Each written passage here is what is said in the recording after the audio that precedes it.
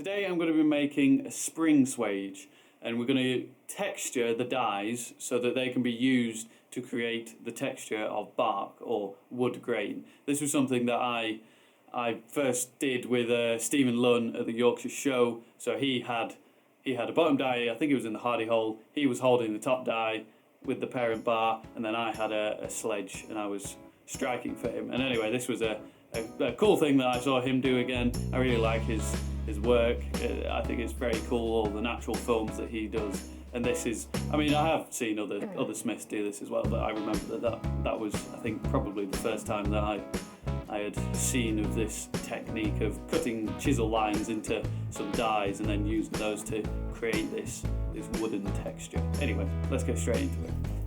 To start making this tool, I've got some 30 by 10 or 30 by 8, and we take this chisel, we walk lines along the length, just straight lines going up. If anything, it doesn't matter if they overlap or jump or whatever, as that just adds to the randomness.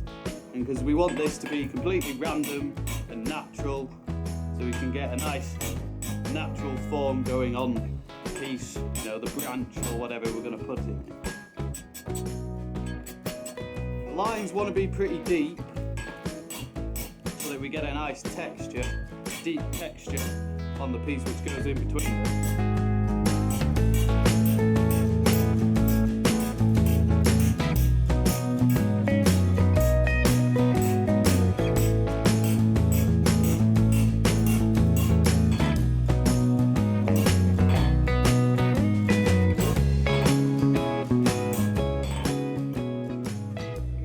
This one all nicely forged up, so I'll cut it off the bar and just relieve the edges a little bit, as with these sharp edges they can dig into the material if you don't have it perfectly square.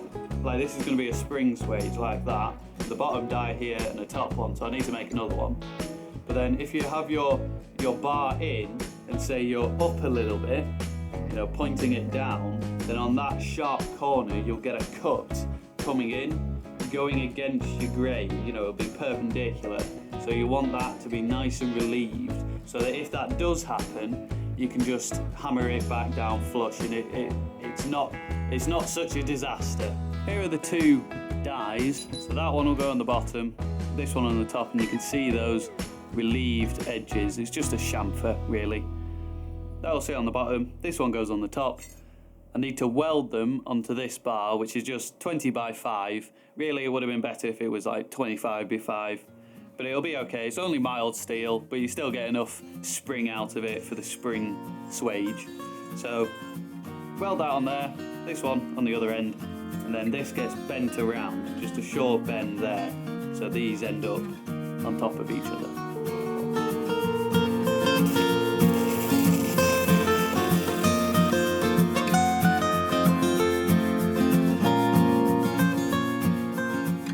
This welded on now, and I've just ground it back so the weld won't get in the way when it's flush on there. I'm gonna have to also come back in here and just redo a couple of these chisel marks, as the weld's just overlapped into it, but that's fine. I'll heat up the middle section so we can bend that over into a loop, so that then the dies are on top of each other, facing each other. I've decided I'm going to try and do this cold, which may be a mistake, I don't know. We'll see.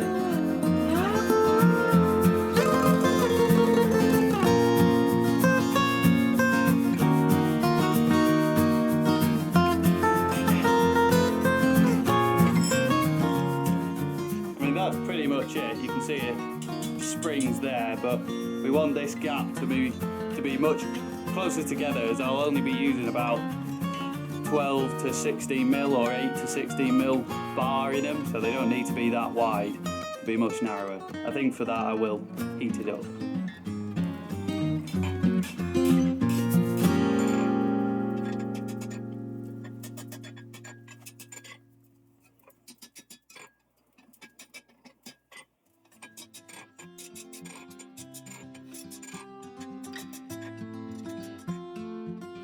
you can see how the dies are going to work. So you'll put a bar in and then hammer on the top, and it'll create that texturing on the inside on the actual piece. But obviously, if I hammer on this, at the moment it's just going to fly all over the place. So I'm going to taper out a piece so we can put it onto the in the hardy hole. So then, you know, I have my 2 hands free to hammer and slide the bar in. I'll draw down a bit of a taper on the end of this bar so that we can get it in to the hardy hole.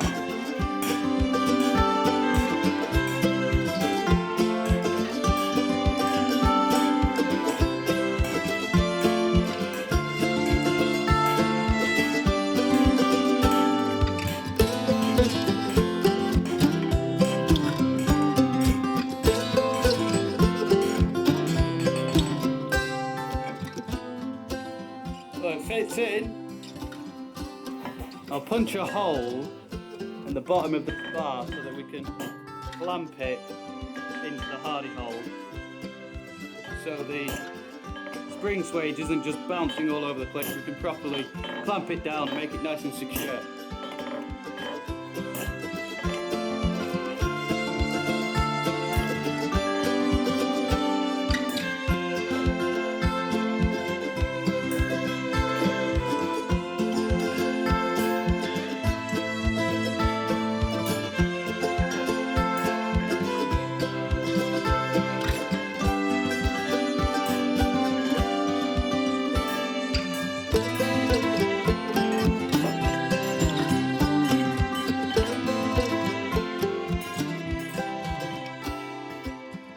I think that hole is really important in the bottom of that piece going through the hardy hole, so that you can clamp the spring swage down so it's not moving all over the place.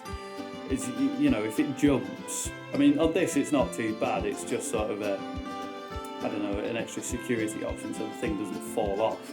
But if you say you've got hot cut in there, that can be really, you know, quite dangerous really, because if it jumps, your tool or the piece that you're working on then slips off that, you then hammer down, you're just going straight down onto an axe effectively. So this tool is not really necessary in terms of safety, but in other ones it can be quite important. Anyway, I'm going to use this in the next video that I do to actually texture up some branches so that you can see how I actually use this. This video is just really to show how I made the tool, and then in the next one I'm going to use it. So if you want to watch that video, I'll link it somewhere here. Anyway, thank you for watching this video, and I'll see you on the next one.